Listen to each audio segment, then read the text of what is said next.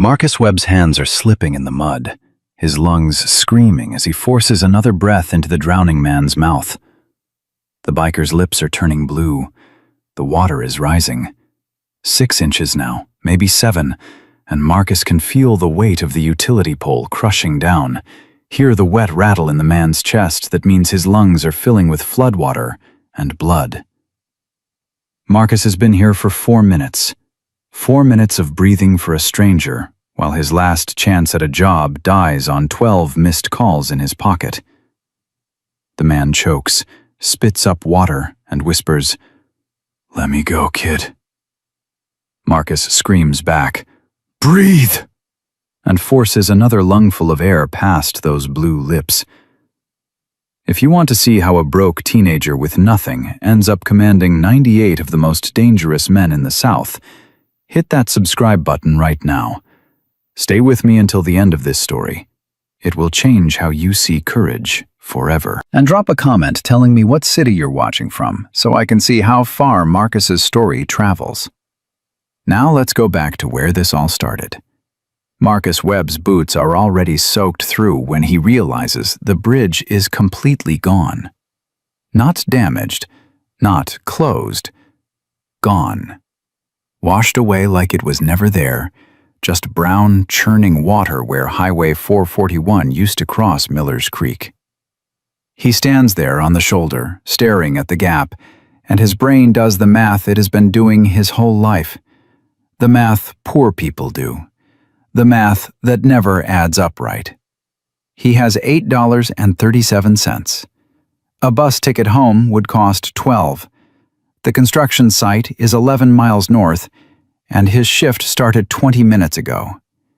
This is the 3rd job in 2 months, and Marcus knows, the way you know things in your bones when you have been hungry enough times, that if he does not show up, Tommy Hernandez is getting called off the waiting list. Tommy has 3 kids. Marcus has nobody. Tom will get the job, and Marcus will go back to sleeping in the 24-hour laundromat on Pierce Street, using his last $3 for dryer time to stay warm. "You are thinking about it wrong," his grandfather's voice says in his head. Colonel James Webb, Tuskegee Airman, dead 4 years now, but still talking to Marcus when things get hard. "You are doing the survival math. Do the integrity math instead." Marcus does not want to do any math right now. He wants the bridge to be there. He wants his phone to have more than 6% battery. He wants his life to be something other than this constant scramble, this endless losing game where every choice costs more than he has. The heat is brutal. Georgia in August. The kind of wet heat that makes the air feel thick enough to chew. Marcus's shirt is stuck to his back, and sweat runs down into his eyes, stinging. He starts walking north along the highway shoulder, thinking maybe there is another way across. Maybe he can cut through somewhere. Maybe. That is when he hears it. A motorcycle engine, sputtering. Then a sound like metal tearing. Then nothing. Marcus stops. The highway is empty, has been empty since the flash flood warning started 2 hours ago. Smart people evacuated. Smart people went home. Marcus kept trying to get to work because Marcus needs this job, the way drowning people need air. The sound came from down the embankment, past the tree line where the flooding hit worst. Marcus should keep walking, should focus on getting to the construction site, on saving his job, on doing his survival math. But his feet are already moving toward the sound, and he is sliding down the muddy slope before his brain catches up with his body. The embankment is steep and slick. Marcus's boots find no purchase, and he half slides, half falls through brush and mud, grabbing at branches that snap in his hands. He hits the bottom hard, landing on his side in standing water that soaks through his jeans instantly. And that is when he sees it. A massive touring motorcycle, black and chrome, pinned under a snapped utility pole. The pole is maybe 30 feet long, thick as a man's torso, and it lies across the bike and the man underneath at an angle that makes Marcus's stomach drop. The man is conscious. His eyes are open, and he is drowning in 6 inches of muddy floodwater. Marcus scrambles over, his boots splashing, and drops to his knees beside the trapped rider. Up close, everything is worse. The utility pole has the man pinned from mid-chest down, maybe 800 pounds of waterlogged wood and transformer equipment pressing down. The man's leather vest is soaked, covered in patches Marcus does not have time to read, and his face is gray. Not pale, gray, the color of concrete. "Hey," Marcus says, his voice cracking. "Hey, can you hear me?" The man's eyes find Marcus's face. He is maybe 60, with a gray beard and a scar cutting through his left eyebrow. When he tries to speak, pink foam bubbles at his lips. "Can't." The man's voice is barely a whisper, wet and broken. "Can't breathe. Go."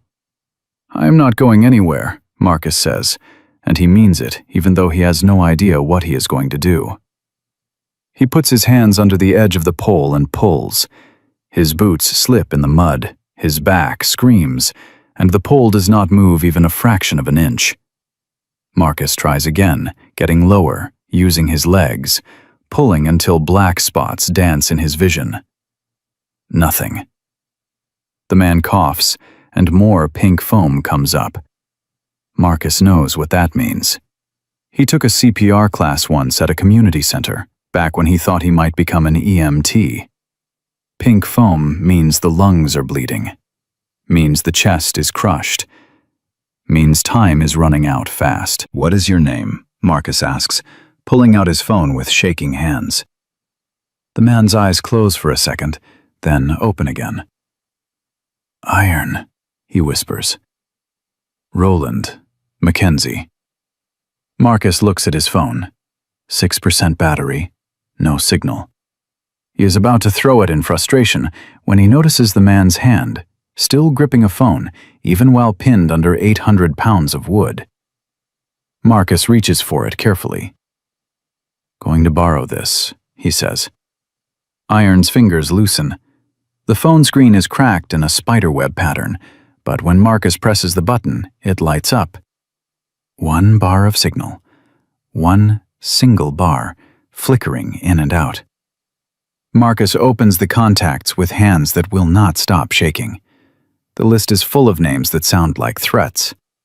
Reaper, Tombstone, Vandal, Chainbreaker, Forge, and then one that says, VP, Roadside Emergencies. Marcus presses it. The phone rings. Once. Twice. Marcus watches the water rising around Iron's chest, watches the way each breath comes shorter and weaker. Iron's phone. The voice that answers is deep and rough, annoyed. "Who the hell is this?" "My name is Marcus Webb," Marcus says fast, words tumbling over each other. "I found Roland, Iron. He is trapped under a utility pole on Highway 441, mile marker 89. Flash flood brought it down on him. I cannot lift it. He is drowning. His lungs are bleeding. He has maybe—" Marcus looks at Iron's face, at the blue creeping into his lips. "Maybe 2 minutes. Silence. 1 heartbeat. Then the voice changes completely, goes hard as steel. "Do not let him die. You hear me? Do not let that man die." "I am trying." "We are 15 minutes out. 15 minutes. Keep him breathing." The call ends. Marcus stares at the phone. 15 minutes. He looks at Iron, at the water now touching the bottom of his chin, at the way his chest barely moves. 15 minutes is forever. 15 minutes is impossible. "Hey," Marcus says, grabbing Iron's face with both hands. "Hey, Roland, Iron. Stay with me. They are coming. Your brothers are coming. You just have to hold on. Iron's eyes drift, unfocus. His breathing is so shallow now that Marcus has to put his hand on Iron's chest to feel if it is moving at all. And that is when Marcus understands what he has to do. He has seen it in movies, in training videos, in the CPR class he took. Rescue breathing. Mouth to mouth. Breathing for someone when they cannot breathe for themselves. Marcus tilts Iron's head back, pinches his nose, and seals his mouth over Iron's. He breathes out, pushing air into lungs that are too damaged to pull it in themselves. Iron's chest rises slightly. Marcus pulls back, lets it fall, breathes in again. The water is cold and tastes like mud and oil. Marcus does not care. He breathes for Iron again. And again. "Come on," Marcus says between breaths. "Come on, stay with me." Iron's eyes flutter open. He is looking at Marcus now, really looking, and there is something in that look Marcus cannot name. Recognition, maybe, or gratitude, or just the desperate connection between two human beings when one is dying and the other refuses to let it happen. Marcus keeps breathing. His phone buzzes in his pocket, his boss calling, probably to tell him not to bother coming in. Marcus ignores it, breathes for Iron again. The water rises. It is at Iron's ears now. Marcus has to tilt his own head at an angle to keep breathing for him, has to lie halfway in the floodwater himself. The cold soaks through his clothes, through his skin. His knees are underwater, his elbows, but he keeps breathing. "Talk to me," Marcus says. "Iron, stay awake. What chapter are you?" "Southern Thunder," Iron whispers when Marcus pulls back. His voice is so weak. "Road Captain." "Road Captain," Marcus repeats. "That is important, right? That means you are important to a lot of people." Iron tries to shake his head. "Just a rider." "No." Marcus breathes for him again, pulls back. "You are somebody's brother, somebody's friend. Somebody rode through a flash flood to get to you. That means you matter." Iron's hand moves in the water, finds Marcus's arm, grips weakly. "You are going to drown too, kid. Get out while you can." Not happening. "You do not understand." Iron coughs, and blood-tinged water comes up. "This life, these men, we are not good people." Marcus breathes for him again. His lungs are starting to burn from the effort, from breathing for two people. When he pulls back, he says, "I do not care what you are. Right now you are a man who is drowning, and I am not letting that happen." The water is at Iron's mouth now. Marcus has to hold Iron's head up with one hand while breathing with the other. His arm shakes from the effort. He does not know how much time has passed. 5 minutes. 10. His phone is dead now, killed by the water, so he cannot check. "Marcus." Iron's voice is barely there. "That is your name?" "Yeah." "You got family?" "Not anymore." Marcus breathes for him. "My grandpa died 4 years ago, Colonel James Webb, Tuskegee Airman." Something shifts in Iron's eyes. "Tuskegee. Red Tails. You know them?" "My father fought in Korea. Told me stories about the Red Tails, said they never lost a bomber." Marcus feels his throat get tight. "Grandpa flew 32 missions. He used to tell me you measure a man by what he does when nobody is watching." He was right. Iron's grip on Marcus's arm tightens just a little. "You are drowning yourself to save a stranger. That is not about who is watching. That is about who you are." Marcus does not know what to say to that, so he just breathes for Iron again. The water is rising faster now. Marcus has to lift his own head higher to stay above it. His back is screaming from the position, his lungs burning, his whole body starting to shake from cold and exhaustion. But every time he thinks about stopping, he looks at Iron's face and sees a man still fighting, still holding on. "They are coming," Marcus says. "Your brothers. The VP said 15 minutes. It has to have been close to that by now." "Kid," Iron's eyes are starting to drift again. "If I do not make it..." "You are making it. Listen, if I do not make it, you tell Forge, the VP, you tell him Marcus Webb saved my life. You tell him I said, you have the heart." "The heart for what?" "For this life. For brotherhood. For being the kind of man who lies in floodwater, breathing for a dying stranger." Marcus shakes his head. "I am nobody. I am just a kid who cannot even keep a job." "You are somebody who chose to slide down this hill when you could have kept walking. That makes you somebody." And then Marcus hears it, faint at first, almost lost under the sound of running water and wind. A rumble. Low and growing. The sound of engines. Not one engine. Many. Dozens. A wall of sound rolling toward them like thunder. "They are here," Marcus says, and his voice breaks. "Iron, they are here.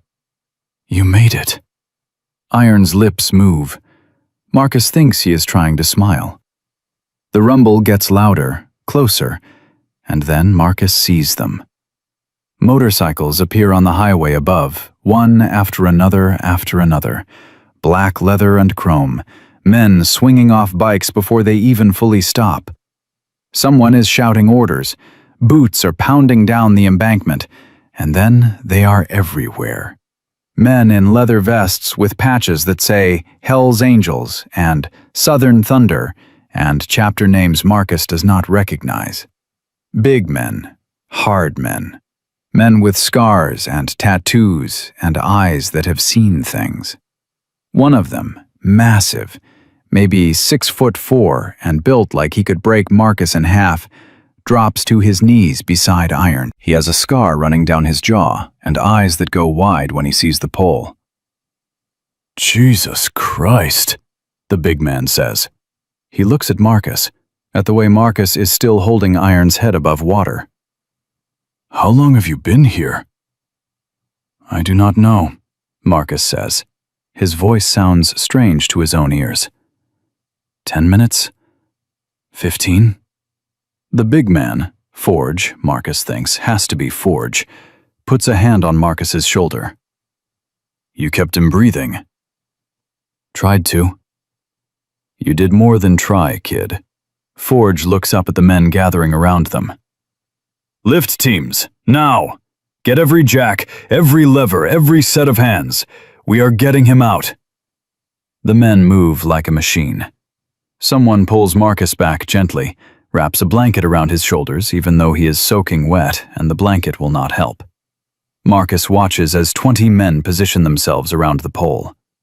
They have car jacks, pieces of wood for leverage, chains from their bikes. Forge is directing them, his voice cutting through the chaos. 3 teams. Live point here, here, and here. On my count, we go together. If we do not get it on the first try, he is gone. Everybody understand? The men nod. They brace themselves. Marcus can see them calculating angles, weight distribution, where to put their strength. 3, Forge shouts. 2, and Marcus sees it.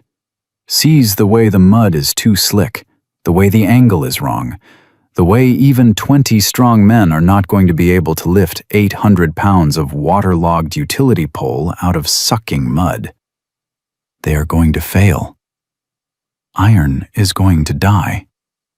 After everything, after Marcus breathing for him, after staying when he should have left, after choosing to matter, Iron is still going to die. Something breaks open in Marcus's chest. Every time a teacher said he would not amount to anything, every time a landlord threw his stuff on the street, every time someone looked right through him like he was not even there. Every rejection letter, every missed meal, every night sleeping in places that were not home. All of it comes up at once, and Marcus does not think. He just moves. He shoves through the men, plants his boots in the mud at Iron's head, gets his hands under the pole, and roars. "He can't breathe! Lift now!" It is not a request. It is not a plea. It is a command that comes from somewhere deeper than Marcus knew he had, and 98 Hell's Angels hear it. They lift. The pole rises. 6 inches. 8. A foot. Marcus does not wait.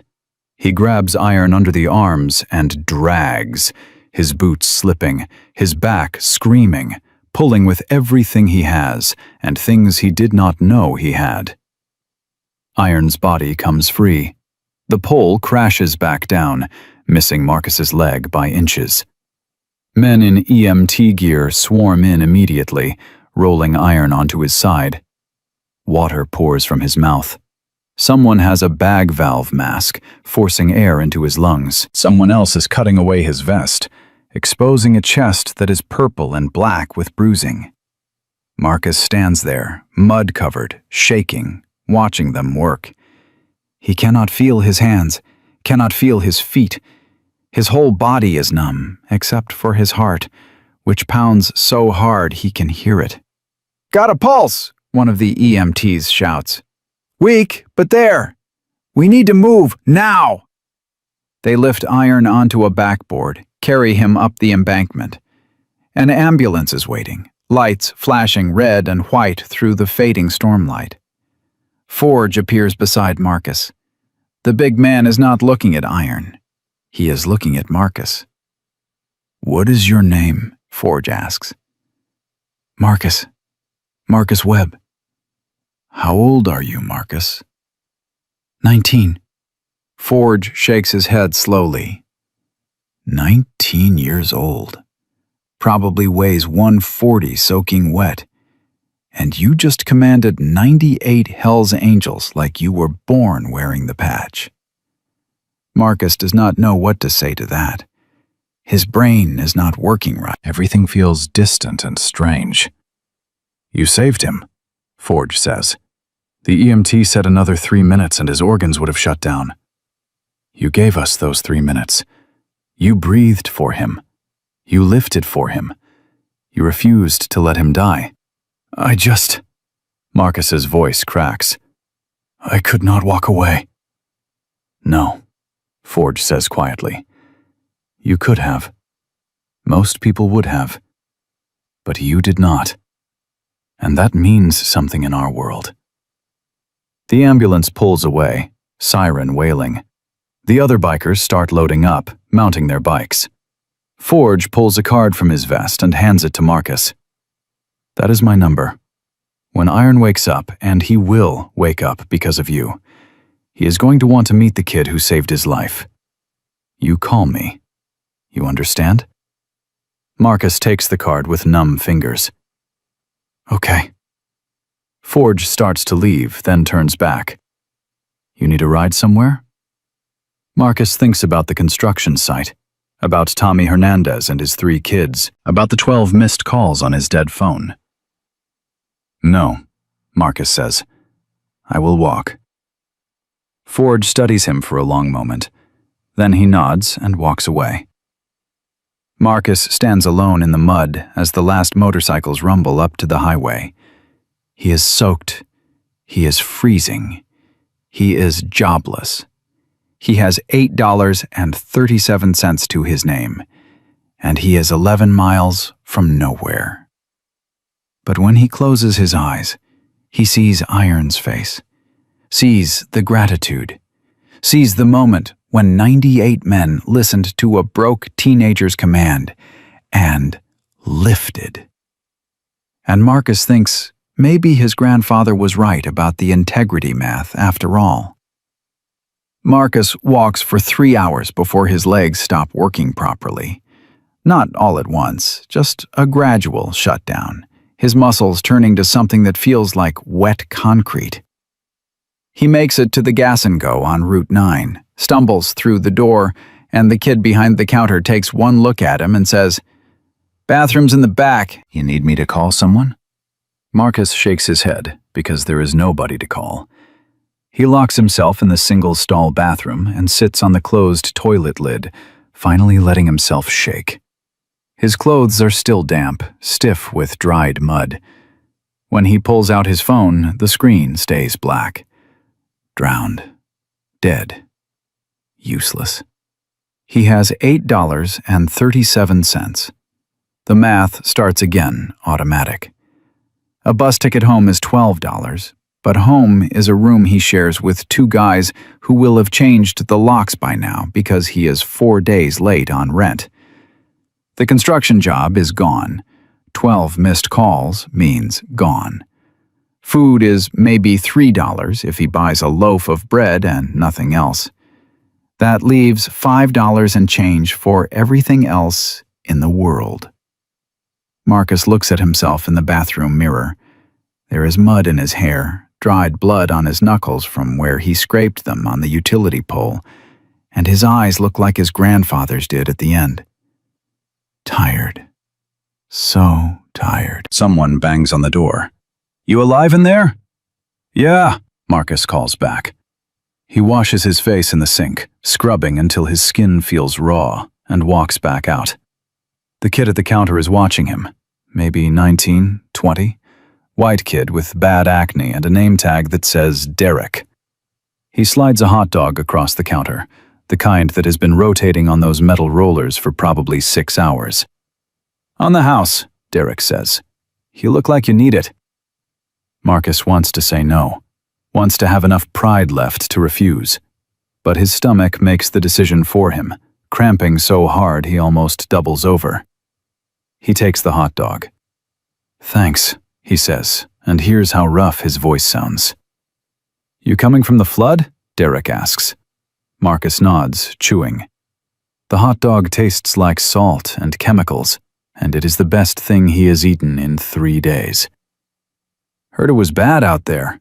Highway's still closed at Miller's Creek." Derek pauses, studying Marcus. "You got somewhere to go?" "Yeah," Marcus lies. Derek does not believe him. Marcus can see it in the way the kid's eyes linger on Marcus's wet clothes, his muddy boots, the way he is eating the hot dog like he might never see food again. But Derek does not push it. "Well," Derek says slowly, "if you need to wait for the rain to clear up, there's a laundromat 2 blocks south. Open 24 hours. Lady who runs it is nice. She won't bother you if you were just sitting." Marcus finishes the hot dog. "Thanks." He walks the 2 blocks in the last of the daylight. The laundromat is called Suds and Spin, and it smells like detergent and dryer sheets and something underneath that might be mildew. There are no other customers. The lady at the counter is maybe 60, black with gray hair pulled back in a bun and reading glasses on a chain around her neck.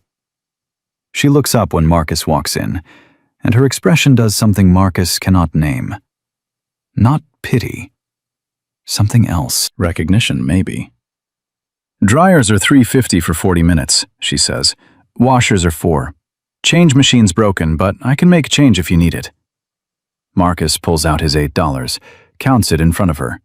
3 20s that somehow became 1s, and a few quarters. He is so tired he cannot remember when that happened. Math is not working right anymore. "I have $8, he says. "Can I run a dryer for a couple cycles?" The woman tilts her head. "You planning on drying yourself or your clothes?" "Both, maybe." She makes a sound that might be a laugh or might be something sadder. "Put your clothes in dryer number 4.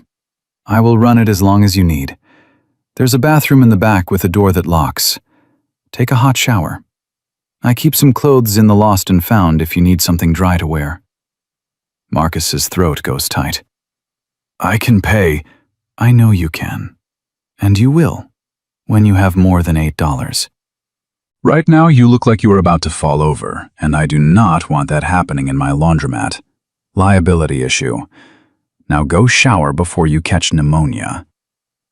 The hot water feels like violence against his frozen skin. Marcus stands under the spray until feeling comes back to his fingers and toes. And the feeling is pain. Deep ache that makes him grit his teeth.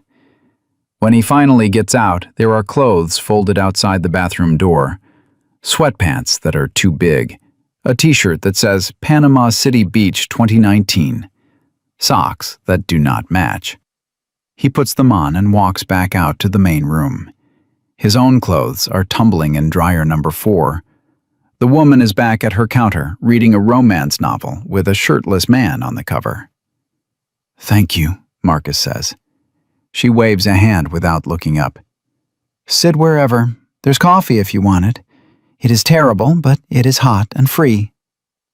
Marcus sits in a plastic chair bolted to the floor and watches his clothes tumble. The warmth from the shower is already fading, and the exhaustion is coming back twice as hard. His whole body feels heavy, like gravity has gotten stronger just for him. His mind keeps going back to the embankment, to Iron's gray face, to the moment when 98 men listened to Marcus's command and lifted. That moment felt real in a way nothing else in Marcus's life has felt real for a long time. Like he mattered. Like what he did changed something. But now he is sitting in a laundromat wearing someone else's clothes, and the world has gone back to not caring whether Marcus Webb exists or not. His eyes close. He does not mean to sleep, but his body makes that decision too. He wakes up to someone shaking his shoulder. The woman from the counter is standing over him, and the laundromat's lights seem too bright. It is 2 in the morning, she says. I am closing up for an hour to restock. You can stay, but I am locking the door from the outside. You will not be able to leave until I get back at 3. Marcus sits up, his neck screaming from the angle he was sleeping at. That is fine. Thank you. Your clothes are done. Folded them for you. They are on the counter. She leaves, and Marcus hears the lock click. He is alone in the fluorescent brightness, surrounded by the hum of machines that are not running. His clothes are folded neatly, and when he picks them up, they are warm and smell like fabric softener. He changes back into them, leaves the borrowed clothes folded on the chair, and sits down again. 2 in the morning. 5 hours until the sun comes up. Marcus does not know what he is going to do when the sun comes up. His mind drifts to Forge's card in his pocket, the one that survived the water somehow, the ink only slightly smudged. He could call. Could find out if Iron is alive, if the breathing Marcus forced into damaged lungs was enough, but his phone is dead, and he does not have money for another one. And what would be the point, anyway? Iron will wake up, or he will not. Either way, Marcus is still a broke kid with nowhere to go. The door unlocks at 3:15. The woman comes back, carrying 2 grocery bags and a coffee that smells like real coffee, not laundromat coffee. You still here? She says, not a question. Didn't have anywhere else to be. She sets the bags down, pulls out cleaning supplies, and starts wiping down machines. Marcus watches her work, efficient and thorough, and after a few minutes she says, You know what I think when I see a young man sleeping in my laundromat at 2 in the morning? That he is homeless, Marcus says quietly. That he is between places, she corrects. There is a difference. Homeless sounds permanent. Between places sounds like you are on your way somewhere. I am not on my way anywhere. You sure about that? She stops wiping, turns to look at him. Because you have that look. The look of someone who just did something that changed them. I have seen it before. My son had it when he came back from Afghanistan. My daughter had it when she left her husband. You have it right now. Marcus does not know what to say to that. The woman goes back to cleaning. You can sleep here during the day if you need to. Costs me nothing. And you look like you could use somewhere safe. But at night, when I close up, you need to find somewhere else. I cannot be responsible for what happens to a young man sleeping alone in the dark. You understand? Yes, ma'am. Good. My name is Claudette. You need food? There is a food bank 2 blocks over on Maple. Opens at 9. You need work? The temp agency on 4th sometimes has day labor. It is not much, but it is something. Marcus nods. His throat is too tight to speak. The next 3 days blur together in a way that makes Marcus think of drowning, of being underwater where everything is slow and muffled and not quite real. Day 1, he goes to the food bank, waits in line with 40 other people who have the same look he does, the between places look. Gets a bag with bread, peanut butter, some cans of soup without a can opener. He eats the bread sitting on a bench in Riverside Park, watching the water flow past, thinking about iron under that utility pole. Day 2, he tries the temp agency. They tell him they need 2 forms of ID, and he only has 1, his driver's license, water-damaged and barely readable. They say come back when he has more documentation, and Marcus knows he will not come back, because getting documentation costs money he does not have. Day 3, Derek at the Gas & Go gives him another hot dog and $10 for sweeping the store and taking out the trash. Marcus tries to refuse the $10. The work was not worth that much, but Derek says, "My dad was between places once. People helped him. I am helping you. Take the money." So Marcus takes it. Every night he goes back to suds and spin. Claudette does not ask questions, just lets him sit in the warmth, sometimes runs his clothes through the dryer even though they do not need it, just so he has an excuse to stay. Sometimes she brings him food, a sandwich, some fruit, once a piece of chicken from her dinner that she says she is too full to finish, even though Marcus can tell she barely ate any of it. "You are not eating enough," she says on the 3rd night. "You are going to get sick." "I am fine." "You are not fine. You are a young man sleeping in a laundromat and lying to himself about it." She sits down next to him, which she has never done before. "What happened to you? What are you running from?" "Not running from anything," Marcus says. "Just do not have anywhere to run to." "Family?" "Dead. Just me now." Claudette is quiet for a long moment. Then she says, "I lost my husband 2 years ago. Heart attack. Died in the cereal aisle at Kroger. Just fell over reaching for the Raisin Bran. They said he was dead before he hit the floor. Like that is supposed to make it better." "I am sorry," Marcus says. "Me too. But here is what I learned.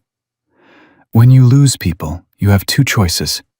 You can close up, protect yourself, make sure nobody ever gets close enough to hurt you again. Or you can open up wider, love harder, help more.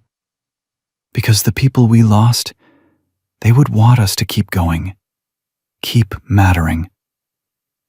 Marcus thinks about his grandfather, about integrity math, about the choice to slide down that embankment when he could have kept walking. "I think I did something important," Marcus says quietly. 3 days ago. I think I saved someone's life. But now I am here, and it is like it did not even happen. Like I made it up." "Did you make it up?" "No." "Then it happened. And just because the world is not caught up with what you did yet, does not mean it did not matter." Claudette stands up, brushes off her pants. "The world is slow, baby. Real slow. But it catches up eventually." That night, Marcus dreams about the embankment. But in the dream he cannot reach iron. The water keeps rising, and Marcus keeps breathing, but it is not enough. And Iron's eyes close and do not open again. Marcus wakes up gasping, his heart pounding, and for a moment he cannot remember where he is. The laundromat. Still the laundromat. He checks the time on the wall clock. 4:30 in the morning. Claudette will not be back for hours. Marcus gets up, splashes water on his face in the bathroom, and stares at himself in the mirror. He looks worse. Thinner. The hollows under his eyes are deeper, and his skin has that grayish tint that comes from not eating enough, not sleeping right, stress grinding you down to nothing. "You are still here," he tells his reflection. "You are still breathing. That means you keep going." His grandfather's voice in his head. "Integrity math, Marcus. You did not save that man so you could get something back. You saved him because letting him die was not an option your soul could survive. Now you survive this." Marcus walks back out to the main room and sits down. He pulls Forge's card from his pocket, the one he has been carrying for 3 days. The ink is smudged but readable. A phone number, nothing else. He has $18 now, 10 from Derek, 8 left over from before. A phone call at the Gas and Go payphone costs 50 cents. Marcus sits there for 2 hours until the sun starts coming up and the first customer of the day walks in. An old man with a basket of clothes who nods at Marcus like seeing a teenager sleeping in a laundromat at 6 in the morning is perfectly normal. Marcus waits until the man is loading his washer, then walks to the Gas and Go. Durr is not working. It is a different kid at the counter, one who does not know Marcus. Marcus buys a bottle of water for $1.50 just to have an excuse to be there, then walks to the payphone outside. His hands shake as he feeds in 2 quarters. The phone rings. Once. Twice. Marcus almost hangs up. "Yeah." Forge's voice, rough with sleep or anger or both. "This is Marcus Webb," Marcus says. "You told me to call." Silence. Then, "Hold on." Marcus hears movement, a door closing, and then Forge's voice comes back clearer. "Marcus, been wondering if you would call. How are you doing?" "I am fine. I just wanted to know if Iron is okay." "He is alive, in ICU at Georgia Regional. Broken ribs, collapsed lung, internal bleeding, but alive. The doctors said," Forge's voice catches. "They said without the rescue breathing you did, his brain would have been oxygen deprived. He would have been a vegetable even if we got there in time. You did not just save his life, kid. You saved his mind." Marcus closes his eyes. He did not realize until this moment how badly he needed to hear that Iron was okay. "I am glad," Marcus says. "Where are you?" Forge asks. "Let me send someone to get you, bring you to the hospital. Iron's been asking about you." Marcus looks down at his borrowed clothes from Claudette's Lost and Found, at his worn-out boots, at the Gas and Go where Derek gave him charity because he looked like he needed it. "I am between places right now," Marcus says. "Not really ready for visitors." "Marcus," Forge's voice goes serious. "Are you sleeping rough?" "I am fine." "That is not what I asked." Marcus does not answer. Forge lets out a long breath. "Listen to me. You saved our road captain. You commanded 98 Hell's Angels, and we obeyed you. In our world, that means something. That means you do not sleep on the street. That means you have brothers now, whether you want them or not." "I did not do it to join a club," Marcus says. "I did it because he was dying." "I know. That is exactly why you belong with us." Forge pauses. "Give me an address, any address. I will have someone there in an hour." Marcus thinks about it. About what it would mean to accept help from these men. To be pulled into their world. To matter to people who live by rules Marcus does not understand. "I need to think about it," Marcus says finally. "You have my number. You call when you are ready." Forge pauses again. "Marcus, do not wait too long. Pride is a luxury you cannot afford right now, and there is no shame in accepting help from brothers. The line goes dead. Marcus hangs up the payphone and stands there in the parking lot as the sun comes all the way up. The morning is already getting hot, that wet Georgia heat that makes the air shimmer. He has $16.50 left. Maybe 3 more days before he is completely broke. He walks back to Suds and Spin. Claudette is there, opening up for the day. When she sees him, she says, "You look different. What changed?" "I made a phone call," Marcus says. "Good call or bad call?" "I do not know yet." She nods like that makes perfect sense. "Well, while you are figuring it out, you can help me move the heavy detergent boxes from the storage room. I will buy you breakfast after." Marcus helps her move boxes. His muscles scream from the effort. He is weaker than he was 3 days ago, running on empty. But the work feels good. Feels like doing something instead of just surviving. Afterward, Claudette takes him to a diner 2 blocks over and buys him eggs and toast and bacon. Marcus tries to eat slowly, tries not to look as desperate as he feels, but he knows he is failing at it. "The phone call," Claudette says, sipping her coffee. "It was about what you did 3 days ago, was not it? The important thing?" Marcus nods. "And someone wants to help you because of it?"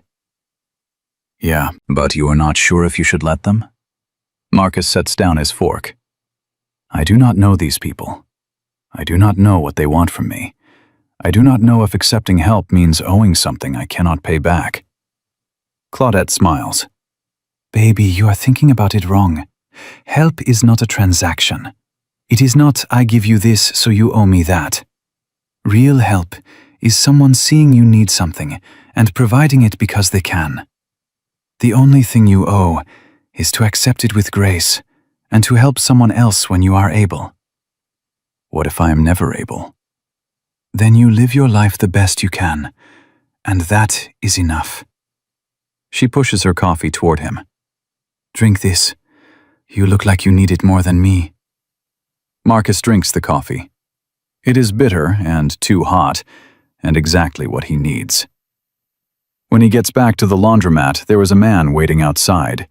Big, maybe 40, wearing a leather vest with hellsangels patches. He is leaning against a motorcycle, arms crossed, and when he sees Marcus, he straightens up.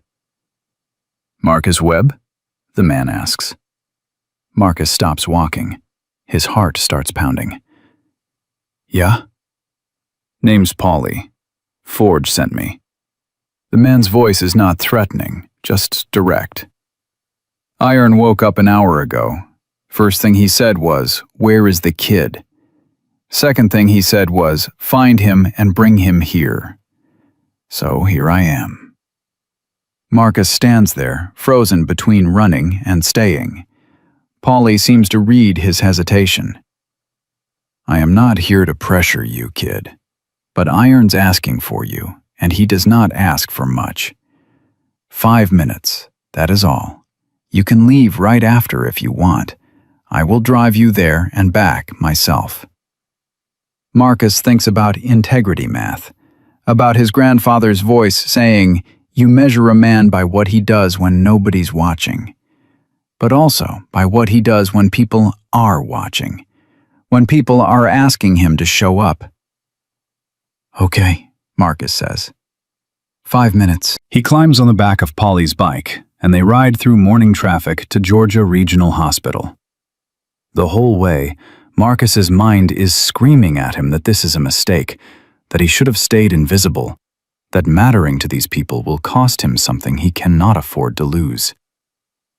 But he also thinks about Iron's gray face under that utility pole, about the way 98 men listened when Marcus commanded them to lift. Maybe Claudette is right. Maybe the world is just slow to catch up with what Marcus did. Maybe it is finally catching up now. The ICU smells like antiseptic and fear. Marcus follows Paulie through automatic doors that whoosh open and closed, past nurses who do not look up from their charts, down a hallway that feels too bright and too quiet at the same time. His boots squeak on the linoleum. He is suddenly aware of how he looks. Clothes from a lost and found bin, 3 days of sleeping in a laundromat written all over his face, dirt under his fingernails that will not come out no matter how hard he scrubs. "He is in room 407, Polly says, stopping at a door with a small window. "Fair warning, he looks rough. Tubes everywhere. Do not let it scare you." Marcus nods, but his throat is closing up. He does not know what he expected riding over here. Maybe that Iron would be sitting up in bed, joking around, looking like the crash never happened. But through the window, Marcus can see a figure in the bed that looks small and broken, and there are at least 5 other men in leather vests standing around the room like guards. Polly opens the door, and the men inside turn as one. Their faces are hard, assessing, and Marcus feels every single one of them measuring him, judging whether he is worth what Iron says he is worth. Then Forge steps forward from the corner. The big man looks like he has not slept in 3 days either. His eyes are bloodshot, his jaw is covered in stubble, and there is a coffee stain on his vest. "Marcus," Forge says, and his voice carries weight. "Good. You came." Marcus does not know what to say, so he just nods. "Iron," Forge calls toward the bed. "Kid's here." The figure in the bed shifts. When Iron turns his head, Marcus's stomach drops. Polly was right. Iron looks rough. His face is still gray, but now it is tinged with yellow, like old bruises fading. There are tubes in his nose, in his arms, and the monitor beside the bed beeps in a rhythm that sounds too slow. His chest is wrapped in bandages, and when he breathes, it is shallow and careful, like each breath costs him. But his eyes are clear, and when they find Marcus, something in them sharpens. "Come here," Iron says, and his voice is barely a rasp. Marcus walks to the bedside. Up close, he can see the purple bruising spreading from under the bandages, can see how Iron's hands shake slightly, even just lying on top of the blanket. This man almost died. Would have died if Marcus had kept walking. "How are you feeling?" Marcus asks, and immediately wants to take it back because it is such a stupid question. Iron makes a sound that might be a laugh. "Like I got crushed by a utility pole. But I am breathing, so I am not complaining." He studies Marcus's face. "You look like hell, kid. When's the last time you slept in a real bed?" "I am fine." "That is not what I asked." Iron's eyes narrow. "Forge told me you would not give him an address. Why?" Marcus shifts his weight. All the men in the room are listening now. "Because I do not have one." The room goes very quiet. "What do you mean, you do not have one?" Iron asks slowly. "I mean, I have been sleeping in a laundromat since the day I pulled you out. I got fired from my job for missing my shift. My roommates locked me out because I was late on rent. I have $16 to my name and no phone because mine drowned in the flood." Marcus is not sure why he is saying all this, why he is laying his whole pathetic life out in front of these men. "I did not save you because I wanted something from you. I saved you because letting you die was not an option. But I am fine. I will figure it out." Iron closes his eyes for a long moment. When he opens them again, there is something fierce in them that makes Marcus take a step back. "Forge," Iron says. "Yeah, boss?" "Get him out of here." Marcus's heart sinks. Of course. He came, he showed Iron he is okay, and now it is over. Back to the laundromat, back to surviving day by day until he runs out of options completely. "Get him out of here," Iron repeats, "and take him to the clubhouse. Get him food, a shower, a bed. Make sure he has everything he needs. And someone give him a damn phone. Marcus stares. What? You heard me. Iron tries to sit up and immediately winces, his face going white. A 19-year-old kid lay in floodwater breathing for me for 15 minutes. Kept me alive with his own lungs. Commanded 98 of my brothers like he was born to lead, and then walked away with nothing. Now he is sleeping in a laundromat, and I am supposed to just say thank you and let him go? Iron's voice is getting stronger, angrier. That is not how this works, Marcus. That is not how we work. I do not need charity, Marcus says, and he hears how defensive he sounds. This is not charity. Iron locks eyes with him. This is family. You became family the second you chose to stay instead of walk away. You just did not know it yet. One of the other men in the room speaks up. He is older than the rest, maybe 65, with white hair and a scar that runs from his ear to his collarbone. Iron, we do not even know this kid. No offense, he adds, glancing at Marcus, but we do not bring civilians into the clubhouse. It is not safe. Bishop, Iron says, and his voice goes cold. This kid saved my life. This kid has more heart than half the patched members I know. And if you have a problem with that, you can take it up with me when I am not hooked up to a dozen machines. Bishop holds Iron's stare for a moment, then looks away. No problem, boss. Just making sure we are thinking this through. I have been thinking about nothing else since I woke up. Iron turns back to Marcus. You do not have to accept. You can walk out that door right now, and nobody will stop you. But I am offering you something, Marcus. A place to stay, food, brothers who will have your back. No strings attached. You want to leave in a week, a month, a year, you leave. But right now, today, you do not have to be alone anymore. Marcus feels his eyes burning. He will not cry, not in front of these men. Not when he has already shown them how weak he is. Why? Marcus asks. Why do you care? Because, Iron says, and his voice softens. Someone cared about me once when I had nothing. Gave me a shot when I did not deserve it. I spent 30 years in this club because someone saw something in me I did not see in myself. And I see the same thing in you. What do you see? Integrity. Iron says it like it is the most important word in the world. You did not save me because you thought I would give you something.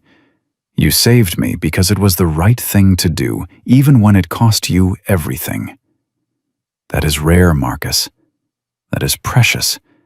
And I will be damned if I let a kid like that sleep in a laundromat. Forge steps closer to Marcus. What do you say, kid? Give us a chance? Marcus thinks about Claudette telling him that help is not a transaction.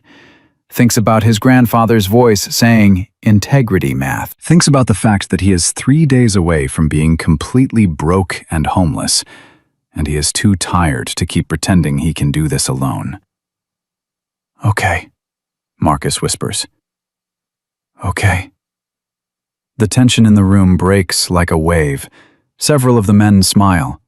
Polly claps Marcus on the shoulder hard enough to make him stumble, and Iron closes his eyes, letting out a breath that sounds like relief. Good, Iron says. Now get out of here before the nurses kick all of you out. Forge, make sure he eats. He looks like he is about to fall over. Forge nods. Come on, Marcus, let's go. Marcus follows Forge out, but at the door he looks back. Iron has his eyes closed, but there is a small smile on his face. For some reason, that smile makes Marcus's chest hurt worse than anything else. The ride to the clubhouse takes 20 minutes. Marcus sits behind Forge on the bike, holding on and trying not to think about what he'd just agreed to. The clubhouse is a low building on the edge of town, set back from the road, with motorcycles lined up out front like soldiers in formation. It looks rough. Cinder block walls, small windows with bars, a sign that just says, Southern Thunder MC in faded paint. Inside is different. It is clean, organized, with a long bar on one side and tables scattered around. There are photos on the walls, pictures of men on bikes, group shots at rallies, memorial photos with candles underneath. It smells like leather and motor oil and coffee. Sit, Forge says, pointing to a table. I will get you food. Marcus sits. The other men from the hospital are filing in now, taking seats, talking in low voices. He catches bits of conversation. Never seen iron like that. Kid's got balls, I will give him that. Sleeping in a laundromat for 3 days, Jesus. Forge comes back with a plate piled high. Eggs, bacon, toast, hash browns, more food than Marcus has seen in a week. Eat, Forge says. We will talk after. Marcus eats. He tries to pace himself, but his body is screaming for calories, and he ends up shoveling food into his mouth so fast he barely tastes it. The other men watch him without comment, and Marcus is grateful for that at least. Being pitied is one thing. Being stared at is worse. When he is done, Forge says, Come on, I will show you where you will be staying. Marcus follows him through a door at the back, down a hallway lined with more photos, and into a room that is small but clean. A bed, a dresser, a window with bars. It looks like a prison cell, except it has actual furniture, and the door locks from the inside. It is not much, Forge says, but it is yours as long as you need it. Bathroom is down the hall. Laundry is in the basement. There are clothes in the dresser. Might not fit perfect, but they are clean. You need anything else, you ask. Marcus just stares at the bed. An actual bed, with sheets and a pillow and a blanket. He wants to cry again. Why are you doing this? Marcus asks. Forge leans against the doorframe. You really want to know? Yeah. Because iron is right. You have integrity. And because most of the men in this club, including me, we came from nothing. We were the kids nobody wanted, the ones who fell through the cracks. This club gave us a place to belong, gave us brothers, gave us purpose. And when we see someone like you, someone who does the right thing even when it costs them everything, we recognize it. We protect it. I am not one of you, Marcus says. Not yet, Forge agrees. But you could be, if you want. What would that mean? Joining? It would mean a lot of things, some good, some hard. But first it means you get your feet under you, get healthy, figure out what you want. No pressure, no timeline. You are a guest right now, a brother in spirit, if not in patch. Everything else comes later, if it comes at all. Marcus sits on the bed. The mattress is firm but not hard. It feels like luxury. Get some sleep, Forge says. Real sleep. Nobody will bother you. I will check on you in a few hours. He leaves, closing the door behind him. Marcus sits there for a full minute, listening to the sounds of the clubhouse through the walls. Voices, laughter, the sound of someone starting a bike outside. Normal sounds. Human sounds. He lies back on the bed, fully clothed, and is asleep before he can think about it. He wakes up to someone knocking. Disoriented, Marcus sits up and realizes the light outside the window is different. Not morning light. Late afternoon, maybe early evening. He slept for hours. Yeah? He calls out. The door opens and a woman walks in. She is maybe 50, with gray-streaked dark hair pulled back in a ponytail, wearing jeans and a t-shirt that says, Southern Thunder Old Lady on it. She is carrying a stack of folded clothes. "I am Maria," she says, "Forge's wife. Brought you some things that might actually fit. Forge's clothes would swallow you whole." Marcus stands up quickly. "Thank you. You did not have to." "I know I did not have to. I wanted to." She sets the clothes on the dresser and turns to look at him. Her eyes are kind but sharp, assessing. "Forge told me what you did, how you saved Iron." "I just did what anyone would do." "No," Maria says firmly. "You did what almost nobody would do. And now you are here, and you look like a strong wind would blow you over. So here is what is going to happen. You are going to shower, put on clothes that actually fit, and come out to the common room. We are having dinner in an hour. Spaghetti. I make enough to feed an army because that is what I am feeding. You will eat, you will meet people, and you will start being part of this family whether you are ready or not. Understood?" Marcus nods, too overwhelmed to argue. Maria's expression softens. "I know this is a lot. I know you are scared and confused, and probably wondering if you made the right choice coming here. But give it a chance. Give us a chance. We are not perfect, but we take care of our own." She leaves, and Marcus stands there holding a t-shirt that probably will actually fit him. The tag is still on it. She bought these for him. A stranger bought him new clothes because her husband's club brother asked her to. Marcus showers down the hall in a bathroom that is surprisingly clean. The water is hot and the pressure is good, and he stands under it until his skin is pink. When he gets out, he looks at himself in the mirror and realizes he looks more alive than he has in days. His eyes are clearer. The gray tint in his skin is fading. He puts on the clothes Maria brought. They fit. When he walks into the common room an hour later, there are maybe 30 people there. Men in leather vests, women in jeans and club t-shirts, even a few kids running around. Everyone stops and looks when Marcus walks in. Forge stands up from the bar. "Everyone, this is Marcus Webb, the kid who saved Iron. Marcus, this is everyone." A few people say hi. A few nod. One man raises a beer in salute. It is not overwhelming. It is just acknowledgement. Marcus is here. Marcus exists. Marcus matters. Maria waves him over to a long table where she is setting out food. "Sit, eat, do not be shy." Marcus sits. A plate appears in front of him, piled with spaghetti and garlic bread. He eats while the conversation flows around him. The men talk about bikes, about jobs, about a rally coming up in 2 weeks.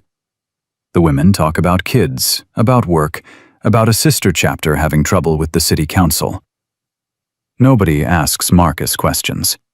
Nobody puts him on the spot.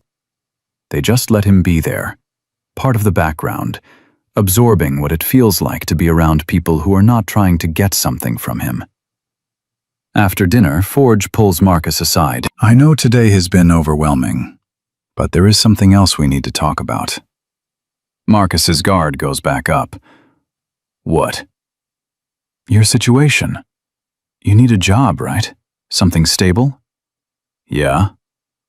"One of our brothers owns an auto shop 2 miles from here, Hernandez Custom Bikes. He is always looking for help. You know anything about motorcycles?" "No." "You willing to learn?" Marcus thinks about it. "Yeah, I can learn." "Good. I will set up a meeting for tomorrow. It is not glamorous work. You will be cleaning parts, sweeping floors, running errands at first. But it pays decent, and Miguel is a good teacher. You want the job? It is yours." "Just like that?" Forge crosses his arms. "Marcus, I am going to be straight with you because you deserve that. Iron saved my life once. 8 years ago, I got in deep with some bad people, owed money I could not pay. They were going to kill me. Iron found out, rode out to meet them alone, and settled it. I do not know what he said or did, but I am alive because of him. So when he says he wants to help you, when he says you matter, I listen. We all listen. That is how this works. Marcus feels that tightness in his throat again. I do not know how to thank you. You do not thank us. You show up. You work hard. You prove Iron right about you. That is all we ask. That night, Marcus lies in his actual bed, in his actual room, and stares at the ceiling. His phone, a basic Android that Polly gave him with the club's numbers already programmed in, sits on the dresser charging. His stomach is full. His body is clean. And for the first time in 4 days, he is not cold. He thinks about calling Claudette, letting her know he is okay. But it is late, and she is probably asleep. He will go see her tomorrow, thank her for everything she did. His mind drifts to Iron in that hospital bed, to the way Iron looked at him and saw something worth saving, worth protecting. Marcus has spent his whole life being invisible, being the kid people look through instead of at, and suddenly he is seen. Suddenly he matters to people who do not even know him yet. It is terrifying. But it is also something else. It is hope. Marcus closes his eyes, and for the first time in years, he does not dream about drowning. He dreams about flying. Marcus wakes up at 5:30 the next morning because his body does not know how to sleep past dawn anymore. For a moment, he forgets where he is. The bed is too soft, the room too quiet, and panic floods through him until he remembers. The clubhouse. Southern Thunder. Iron in the hospital saying, "You are family now," like it is that simple. Marcus gets dressed in the clothes Maria brought him and walks out to the common room. It is empty except for one man sitting at the bar with a cup of coffee, reading something on his phone. The man looks up when Marcus enters, and Marcus recognizes him from last night. Bishop, the older one who questioned bringing Marcus here. "Morning," Bishop says, not unfriendly but not warm either. "Morning," Marcus replies. "Coffee is fresh. Help yourself." Marcus pours a cup and sits at one of the tables, not sure if he is supposed to join Bishop at the bar or keep his distance. The coffee is strong and bitter and perfect. Bishop watches him for a moment, then says, "You sleep okay?" "Better than I have in a while." "I bet." Bishop sets down his phone. "Listen, I owe you an apology for yesterday. What I said in Iron's room." "You do not owe me anything." "Yeah, I do." Bishop turns on his stool to face Marcus fully. "I have been in this club for 42 years. Seen a lot of people come and go. Some stay, some do not. Some deserve to be here, some do not. And I have gotten good at reading people fast because that is how you survive in this life. But I read you wrong." Marcus does not know what to say to that. "I thought you were some kid looking for a free ride," Bishop continues. "Thought maybe you helped Iron because you saw an angle, a way in. But Forge told me what you have been through the last 4 days. Sleeping in a laundromat. Giving up your job to save a man you did not know. Walking away without asking for anything." Bishop shakes his head. "That is not someone looking for an angle. That is someone with a spine." "I just did what needed doing." "Exactly." Bishop stands up, walks over to Marcus's table. "You mind if I sit?" Marcus gestures to the chair across from him. Bishop sits, and up close Marcus can see how old he really is. 70, maybe older. His hands are gnarled and scarred, and there is a tremor in his left one that he tries to hide. "Let me tell you something about Iron," Bishop says. "That man has saved more lives than you can count, not in dramatic ways like you saved him, but in small ways. Paying someone's rent when they are about to be evicted, giving someone a job when nobody else would. Sitting with someone at 3 in the morning when they are thinking about eating a bullet. He does not talk about it, does not brag, just does it because that is who he is. Marcus listens, sipping his coffee. So when he says you are family, when he says you matter, that means something. Bishop continues.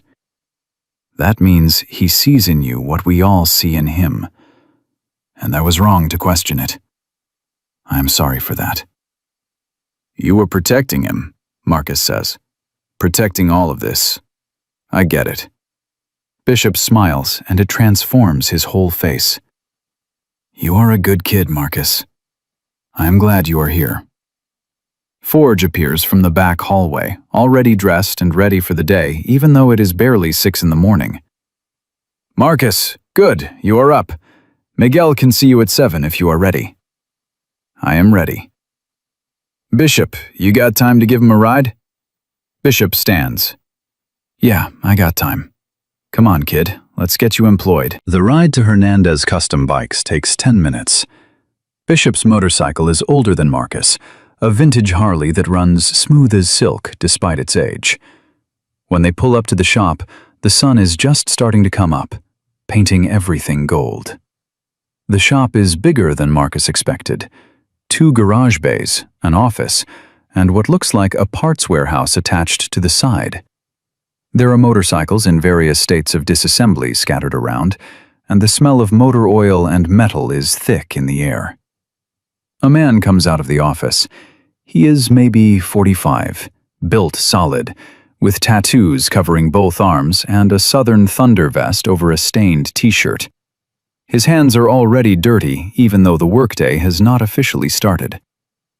This the kid? Miguel asks Bishop. This is Marcus Webb. Miguel walks up to Marcus, looks him up and down with eyes that miss nothing. Forge says you need work. Says you are solid. That true? I hope so, Marcus says. Hope is not good enough in here. I need to know you will show up, do what you are told, and not complain when the work is hard and dirty. Can you do that? Yes, sir. Miguel's expression softens just slightly. Do not call me sir. I work for a living. Call me Miguel, or call me boss, but never sir. He turns to Bishop. I got him from here. Tell Forge we are good. Bishop nods and rides away. Miguel watches him go, then looks back at Marcus. You know anything about motorcycles? No. Good. Easier to teach someone from zero than to unteach bad habits. Miguel starts walking toward the first garage bay. Your job is simple.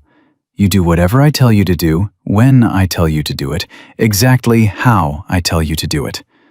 Sometimes that means cleaning parts for 6 hours straight. Sometimes that means running to the parts store 5 times in one day. Sometimes that means holding a flashlight in one position until your arm falls asleep. You complain? No. You quit when things get hard? No. You steal from me? Never. Miguel stops walking and turns to face Marcus fully. Last question, and I want you to really think about your answer. You loyal to iron and this club? Marcus thinks about lying in floodwater, breathing for a dying man. Thinks about 98 bikers lifting because he commanded them to. Thinks about Iron saying, "You are family." Yes, Marcus says. I am loyal. Miguel stares at him for a long moment, then nods. Good. Because loyalty is worth more than skill in this shop. Skill I can teach. Loyalty is something you either have or you do not. He walks to a workbench covered in greasy motorcycle parts. We are going to start with the basics. This is a carburetor. By the end of today, you are going to know every single piece of it, what it does, and how to clean it properly. Questions? No. Then let's get to work.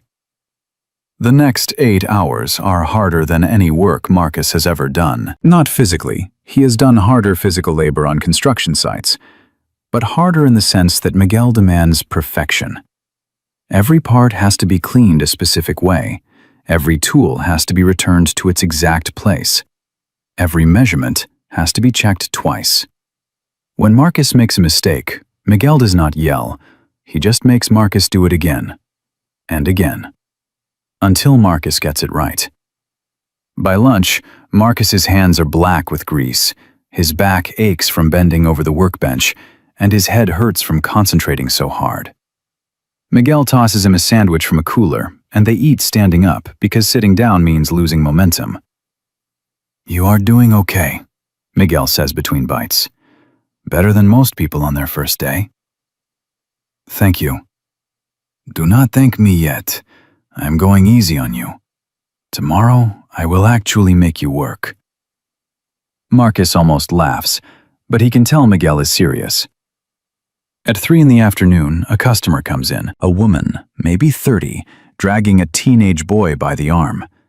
The boy looks sullen and angry, his arms crossed over his chest. "Miguel," the woman says, and her voice is tight with stress. "I need to talk to you." Miguel wipes his hands on a rag. "What is up, Carmen?" "It is Diego." She gestures to the boy. "He got suspended again. Fighting. 3rd time this semester. The school says one more incident and he is expelled." Miguel looks at Diego. The boy will not meet his eyes. "What happened?" Miguel asks.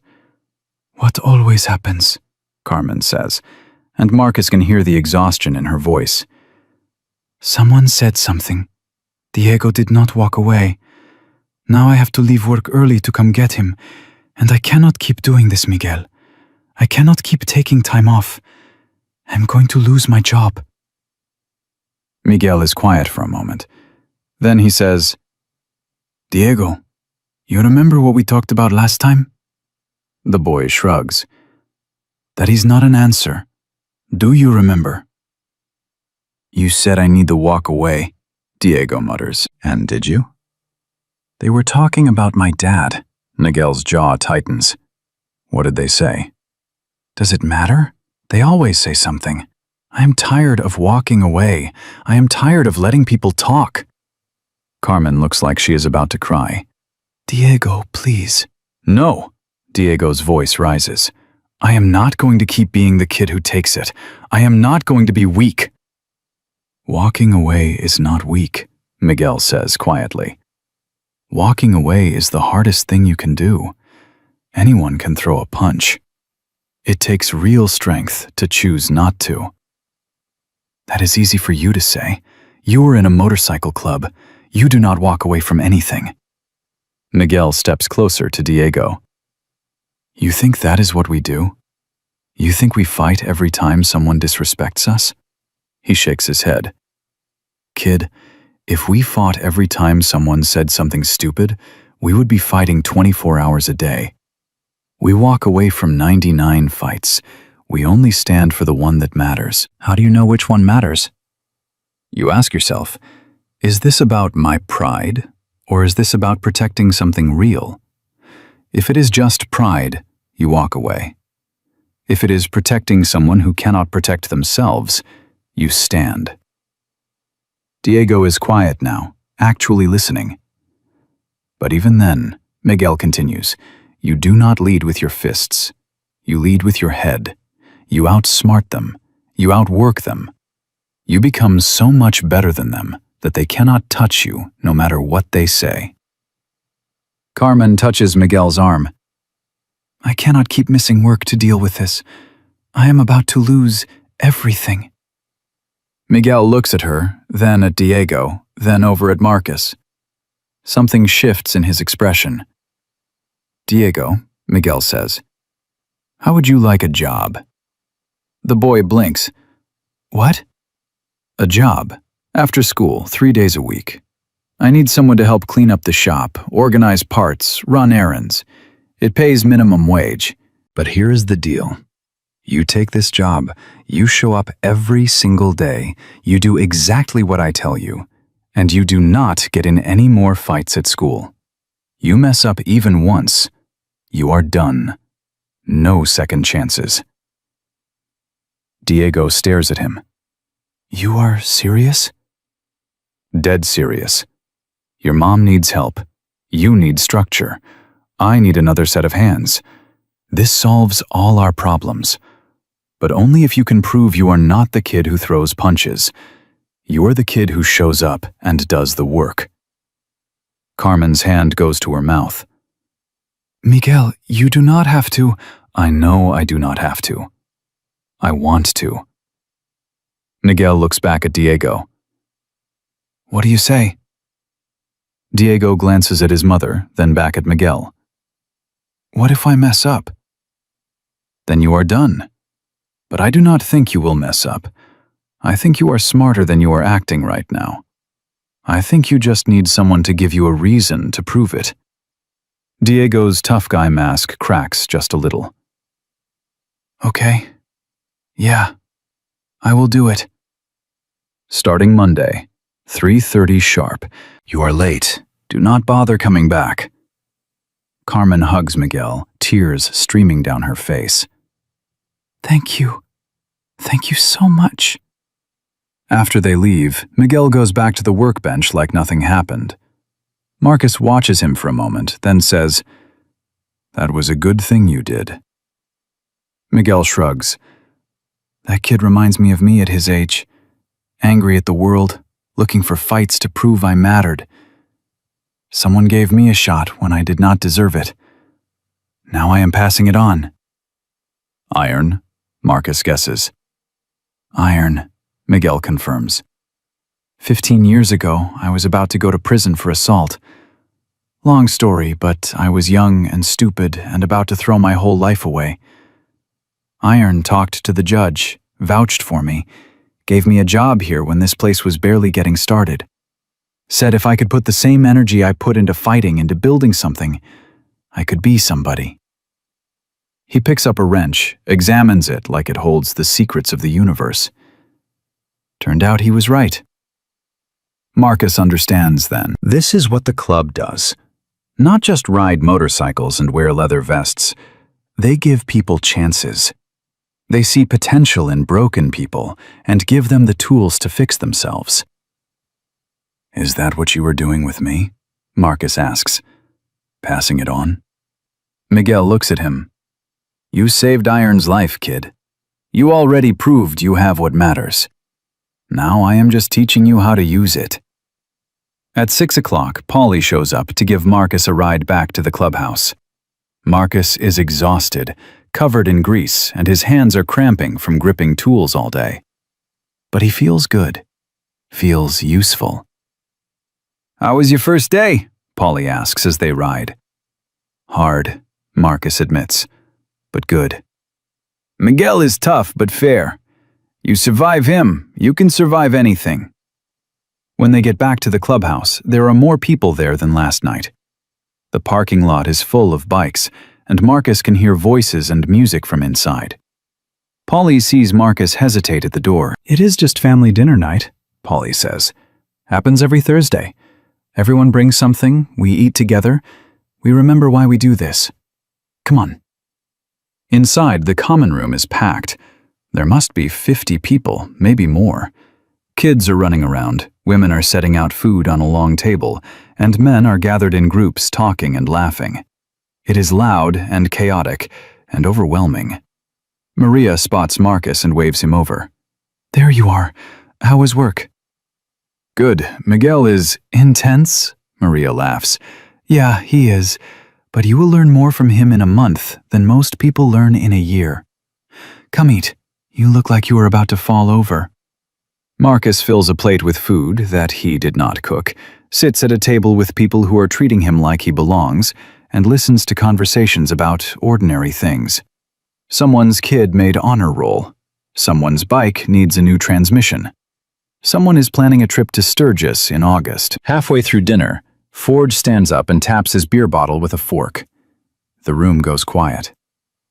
Real quick, before everyone gets too drunk to remember, Forge says, and people laugh. We got some club business. First, Iron is doing better. Doctor says he might get to come home next week if he keeps improving. Everyone cheers. Someone shouts, "That old bastard is too mean to die."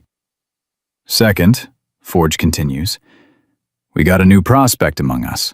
Not officially, but close enough. Most of you met Marcus last night, the kid who saved Iron. He is staying with us, working at Miguel's shop, and figuring out if this life is for him. I want everyone to make him feel welcome and answer any questions he has. Understood? More cheers. Several people turn to look at Marcus, raising their beers. Marcus feels his face getting hot. And finally, Forge says, his voice getting serious, I got word today that the jackals are sniffing around our territory again. Same as last year, trying to move in on our routes, pushing their product in our neighborhoods. I want everyone on alert. Travel in groups, keep your phones on. If you see anything that does not look right, you call it in immediately. We do not want trouble, but we will not run from it either. The mood in the room shifts, gets harder. Marcus sees jaws tighten, hands curl into fists. These men are not just a social club. They are something more. Something with teeth. After dinner, Forge pulls Marcus aside. You did good today. Miguel called me, said you worked your ass off. I am trying. I know. And that is what matters. Forge hesitates, like he is choosing his words carefully. Marcus, I need to be real with you about something. This club, this life, it is not all family dinners and fixing motorcycles. There is a darker side to it.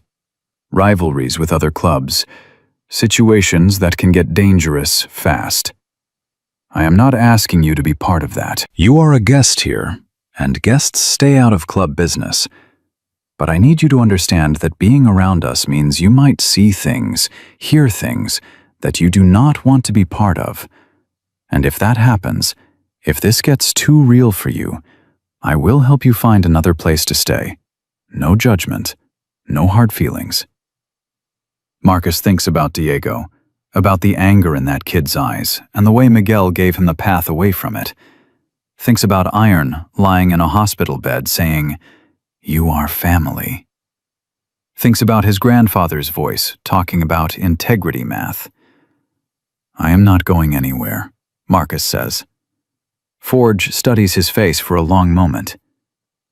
You sure? I am sure. All right then. But Marcus, if you stay, if you really commit to this, there is going to come a time when we ask something of you. Not today, maybe not for months, but eventually. And when that time comes, you are going to have to decide if you are really with us, or if you are just passing through. You understand? I understand. Forge claps him on the shoulder. Good. Now go get some sleep. Tomorrow Miguel is going to work you twice as hard. That night, Marcus lies in bed thinking about everything that has happened in the last 5 days. He went from being invisible to being seen, from having nothing to having a job, a room, people who care if he lives or dies. It should feel like a fairy tale, should feel too good to be true. But it does not feel like a fairy tale. It feels like standing on the edge of something, like the choice he made on that embankment was just the first choice, and bigger ones are coming, harder ones. Choices that will define who Marcus Webb really is underneath all the poverty and struggle. He thinks about Forge's words. There is going to come a time when we ask something of you. Marcus knows he will say yes when that time comes, because that is who he is. That is the integrity math his grandfather taught him. You do not save someone's life and then walk away when things get complicated. You commit. You stay. You prove that the moment on the embankment was not a fluke, it was the truth of who you are. Marcus closes his eyes and feels something settle in his chest. Not peace exactly, more like purpose. Like he finally found the place where he fits, even if that place is rough and dangerous and nothing like what he imagined his life would be. He saved Iron's life. Now Iron's family is saving his, and Marcus is going to spend the rest of his life proving he is worth it. The kneeling haunts Marcus for days afterward. Not in a bad way, in the way that changes you, rewrites who you thought you were. He keeps replaying it. 98 men dropping to one knee in the street, the sound of leather creaking and boots hitting pavement. The weight of their respect settling on his shoulders like a physical thing. He has never mattered to anyone before. Not like this, not in a way that makes grown men kneel. "You're thinking about it too much," Miguel says on Monday morning at the shop. Marcus is supposed to be rebuilding a transmission, but he has been staring at the same bolt for 5 minutes. "How do you know what I am thinking about?" "Because I wore that same look for 6 months after Iron gave me this place. Like you cannot believe your life is real now. Like you are waiting for someone to tell you it was all a mistake." Miguel wipes his hands on a rag. "It was not a mistake, Marcus. You earned what you got. Now stop thinking and start working." Marcus forces himself to focus. The transmission comes apart in his hands, piece by piece, and he lays each component out in order the way Miguel taught him. Diego is in the corner cleaning parts with a wire brush, his headphones in, actually showing up and doing the work without complaint. The kid has been here 3 weeks now, and Marcus can already see the change. Less anger, more purpose. "Hey Marcus," Diego calls over. "This bushing, is it supposed to have this groove in it, or is it worn?" Marcus walks over, examines it. "Worn, toss it. We will need to order a new one." Diego nods and makes a note. Marcus feels something warm in his chest, watching the kid learn, watching him care about getting it right. This is what Miguel did for Marcus, what Iron did for Miguel, passing it forward, link by link, building a chain of people who matter to each other. The day moves fast. A customer comes in with a vintage shovel head that will not start. Miguel lets Marcus diagnose it while he watches. Marcus checks fuel, checks spark, checks compression, and finally figures out the points are pitted beyond use. The customer is impressed. Miguel just nods like he expected nothing less. At lunch, Marcus's phone rings. It is Forge. "You busy tonight?" Forge asks. "No, what is up?" "Church meeting, 7 sharp. You need to be there." Church is what they call the formal club meetings where serious business gets discussed. Prospects do not usually attend unless specifically invited. Marcus's stomach tightens. "Okay, I will be there." "And Marcus, wear your vest." The call ends. Miguel is watching him. "Church?" Miguel asks. "Yeah. Big one, probably. After what happened with the jackals, there is a lot to sort out." Miguel pauses. "You nervous?" "Should I be?"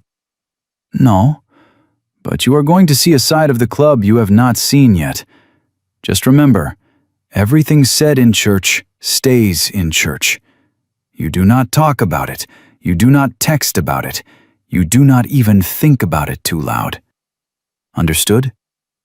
Marcus nods. Understood. The rest of the day drags. Marcus works, but his mind is elsewhere, wondering what tonight's meeting will bring. At 6:30, he goes back to the clubhouse, showers, and puts on his prospect vest. The leather still smells new. The ST patch on the back feels like a brand, marking him as belonging to something. By 7, the parking lot is full. 20 bikes, maybe more. Marcus walks into the clubhouse and finds men already gathered in the chapel room. The long table is surrounded by patched members, full brothers with voting rights. Iron is there at the head of the table, looking stronger than he did a week ago, but still moving carefully. Forge is to his right, Bishop to his left. "Marcus," Iron says. Come in. Sit there. He points to a chair along the wall. Prospects sit and listen. You do not speak unless asked a direct question. Clear? Yes, sir. Do not call me sir. We are brothers, not military. Iron's voice softens just slightly. You are here because you are part of this family now. What we discuss, what we decide, it affects you, so you need to hear it. Marcus sits. The room fills with the rest of the patched members. When the door closes, Forge locks it from the inside. Nobody gets in or out until church is over. Let us start, Iron says, banging a gavel on the table. The sound is sharp and final. First order, status on the Jackal situation. Forge stands. We met with their leadership last week after they jumped Hawkskies. Made it clear that was a line they do not cross. They pushed back, said we do not control the highways, that their business is their business. Things got heated. How heated? Bishop asks. Heated enough that we had to show them we meant it. No serious injuries on either side, but they understand now. If they touch one of ours again, we respond in force. Iron nods slowly.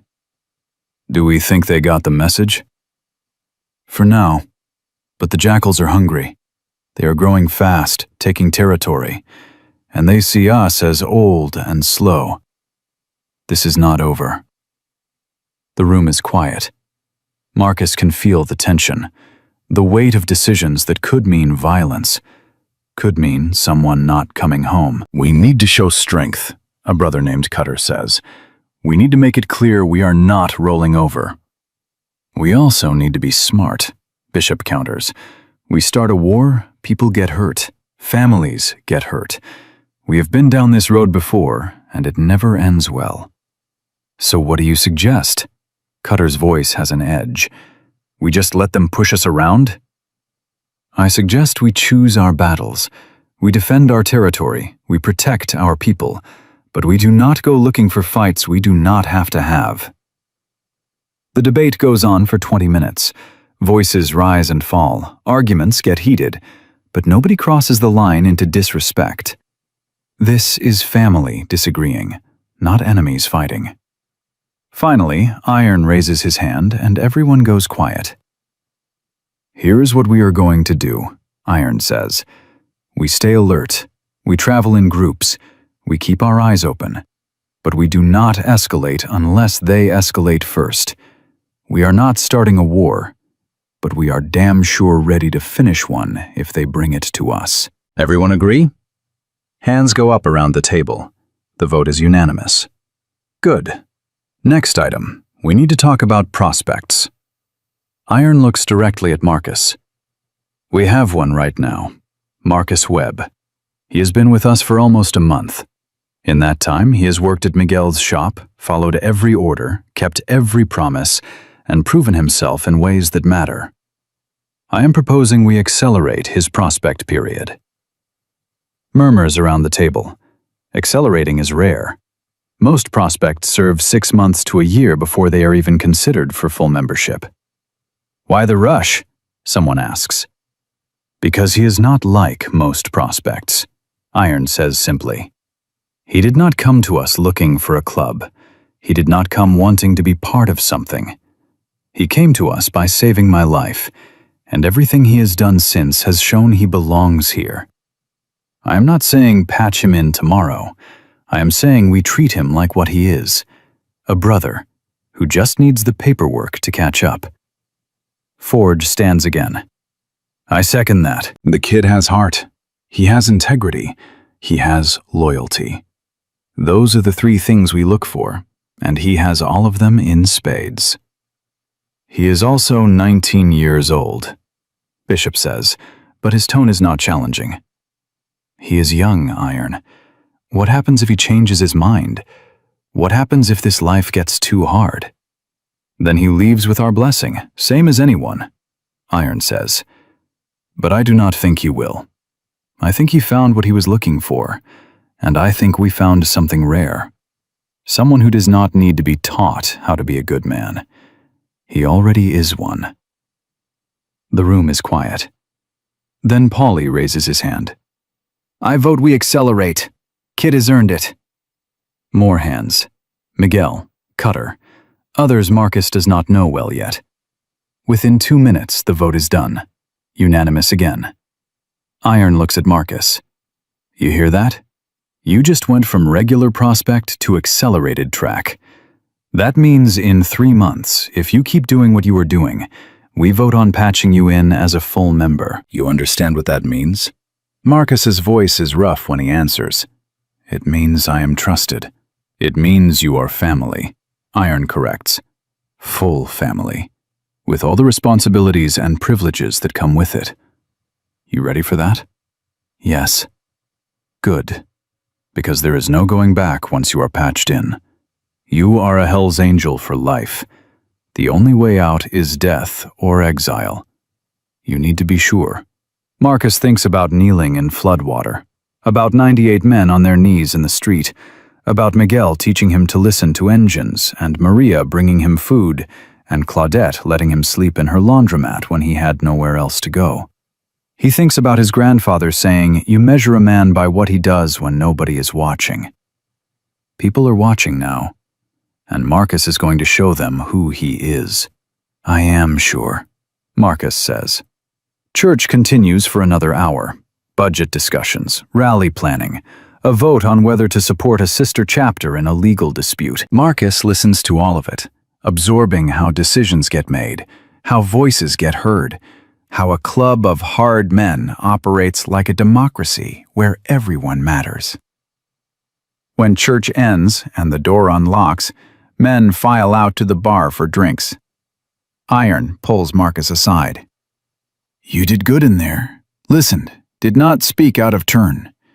That is harder than it sounds. I did not have anything to say. Exactly. Knowing when to stay quiet is a skill most people never learn. Iron sits down heavily in one of the chairs. Marcus, I need to tell you something, and I need you to really hear it. Marcus sits across from him. Okay. This club saved my life. Not the way you saved it on that highway, but in a bigger way. I was 23 years old, fresh out of prison for armed robbery, and nobody would hire me. Nobody would trust me. I was 3 days from robbing another store because I figured I was already damned, might as well eat while I am damned. And then a Hell's Angel named Frank Cooper walked up to me in a parking lot and said, "You look like you need a job." Just like that. No judgment, no conditions. He gave me work at his shop, taught me about bikes, and eventually sponsored me to join the club. Marcus listens, watching Iron's face. Frank died 8 years ago. Heart attack, same as a lot of us will go eventually. But before he died, he told me something I have never forgotten. He said, Iron, your job is not to pay me back. Your job is to pass it forward. Find someone who needs what I gave you and give it to them. That is how we survive as a species, by being the thing someone else needed when they had nothing. Iron leans forward. You are the person I am passing it to, Marcus. Everything Frank did for me, I am doing for you. Not because I owe you, because that is how this works. You take what you are given, you build yourself up, and then you turn around and pull the next person up behind you. You understand? I understand.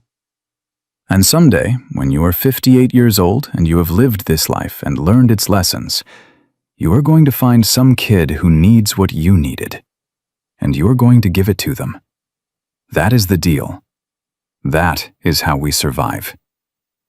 Marcus feels something click into place. This is not about him. It is bigger than him. He is a link in a chain that goes backward through Frank Cooper and forward through whoever Marcus helps someday. The chain is made of men who chose to matter, who chose to pass forward what they were given. I will do it, Marcus says. When my time comes, I will pass it forward. Good. Iron stands up with effort. Now go have a beer. You look too serious for someone your age. Marcus goes to the bar, where Polly hands him a bottle. The room is loud with conversation and laughter, and Marcus stands there taking it in. A month ago, he was invisible. Now he is in a room full of people who know his name, who chose him, who will ride through a hell for him if he asks. His phone buzzes. A text from Claudette at the laundromat. Come see me soon. I miss your face. Marcus smiles. He has been meaning to visit her, but work and the club have kept him busy. He texts back. Tomorrow, I promise. The next evening, Marcus rides his new bike, a restored Dyna that Forge sold him for half what it was worth, to Suds and Spin. When he walks in wearing his prospect vest, Claudette's face lights up. Look at you, she says, coming around the counter to hug him. Look at you all official and grown. I wanted to thank you, Marcus says, for everything you did when I had nowhere to go. You kept me alive, Claudette. Literally kept me alive. Oh, baby, you did that yourself. I just gave you a warm place to sit. She pulls back, looks at him. But you do look good. Healthy. Like you are eating regular meals. I am. And I am working at an auto shop. And I am...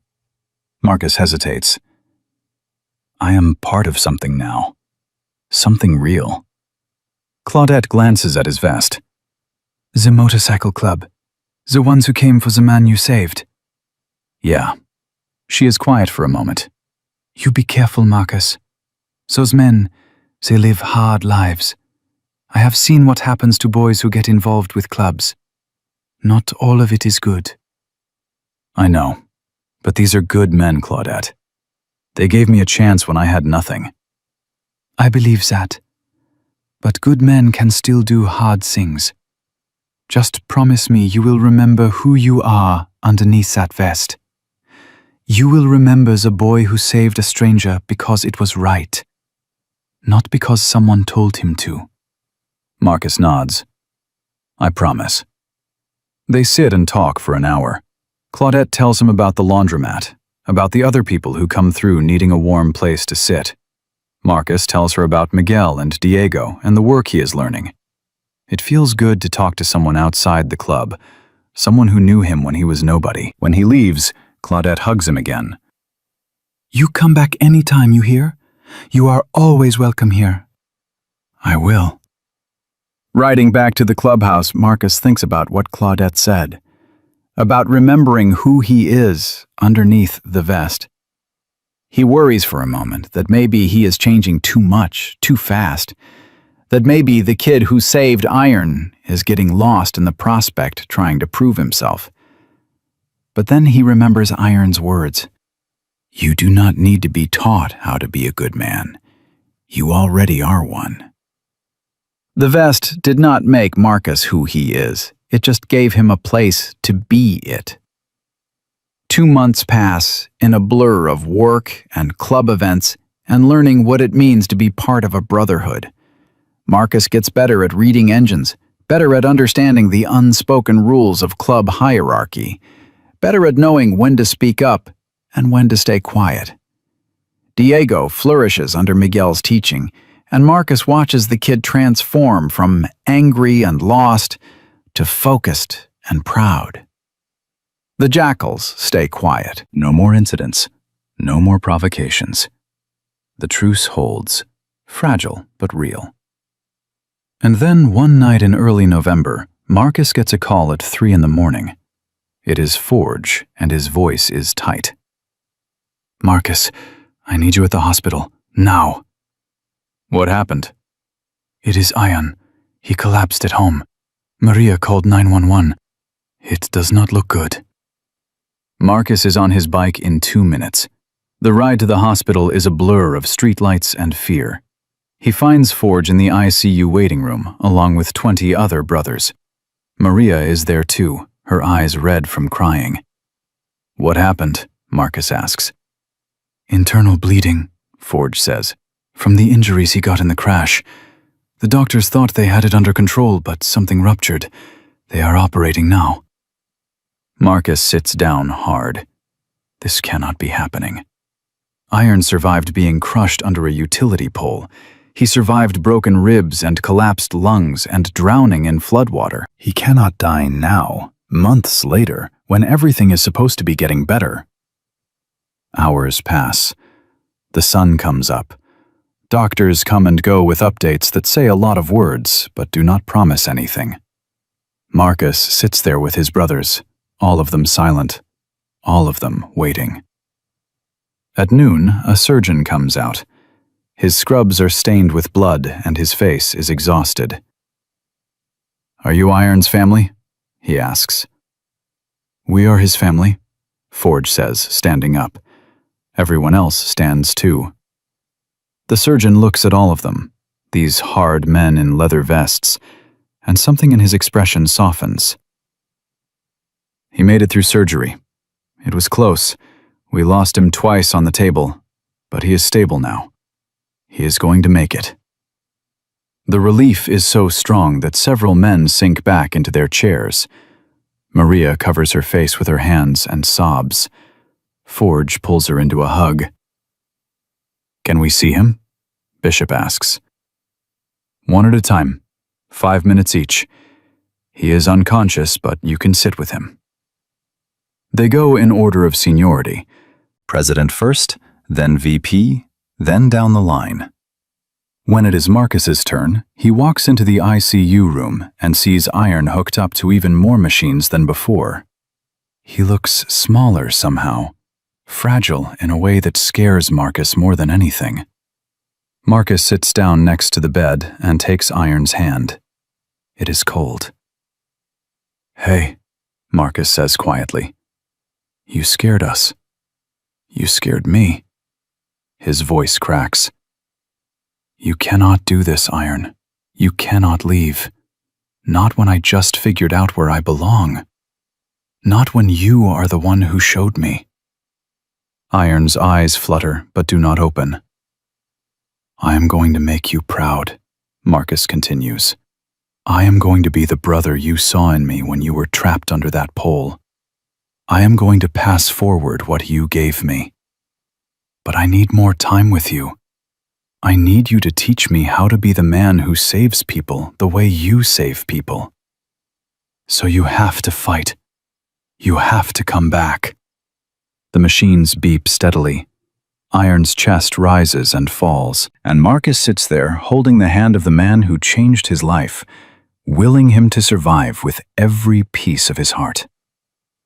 3 days later, Iron wakes up.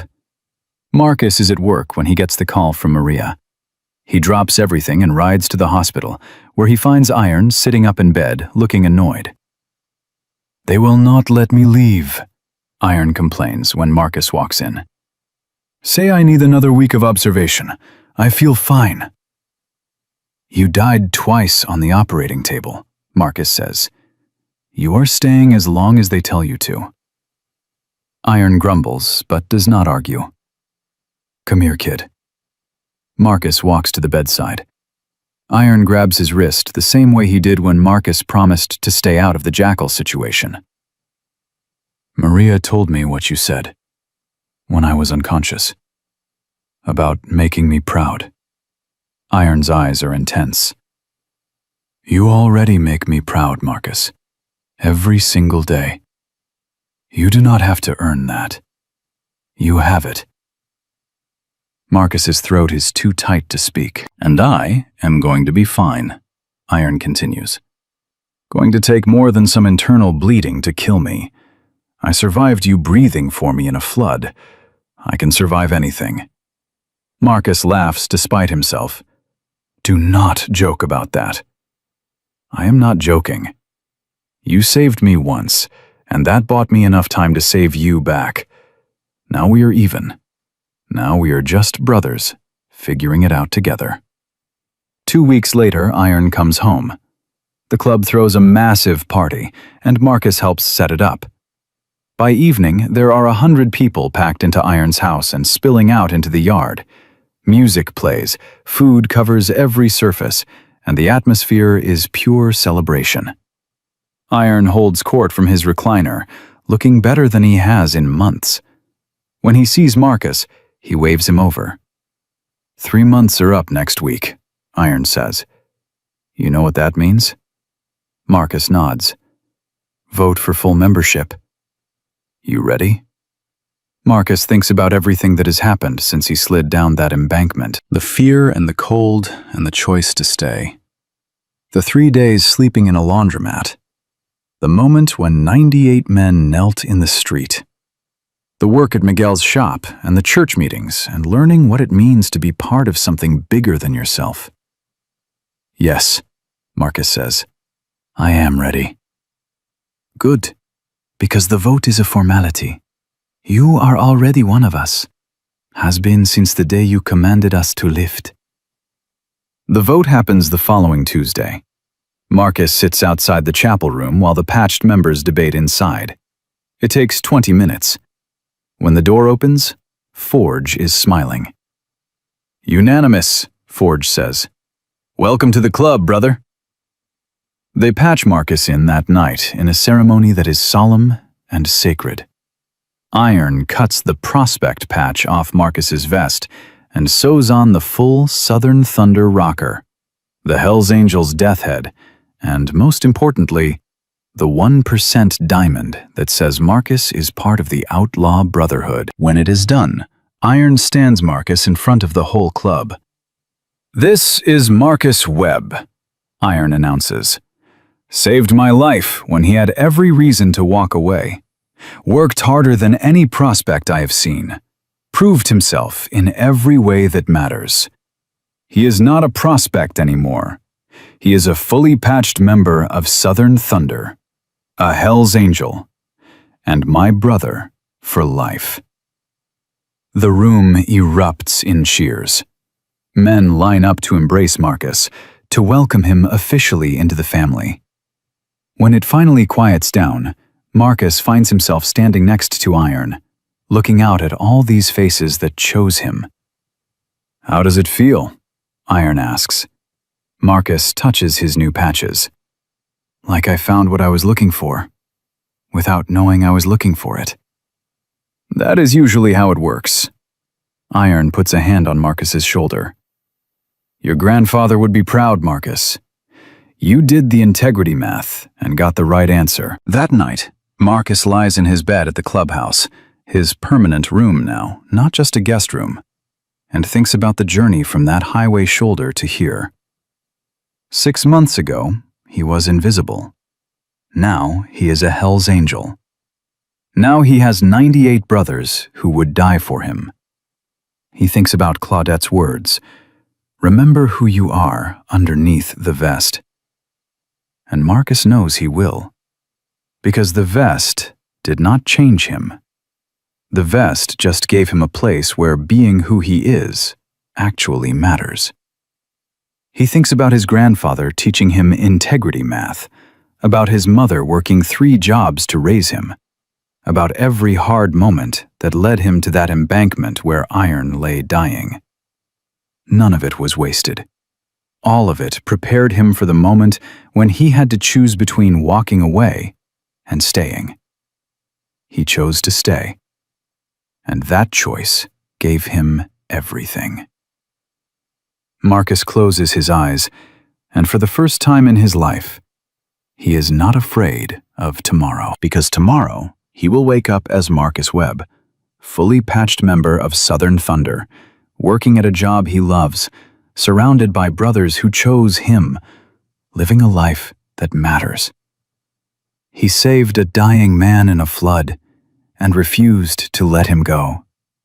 And in return, that man gave Marcus something no amount of money could buy: a family, a purpose, and proof that doing the right thing, even when it costs you everything, is always worth it in the end. The kid with $73 and a dream of just surviving became the man with 98 brothers and a life worth living. And it all started with one impossible choice in the mud and the water and the cold: to breathe for a stranger and command men to lift. Marcus chose courage over safety, integrity over survival, and brotherhood over being alone. And 98 Hell's Angels knelt to show him that some choices change everything.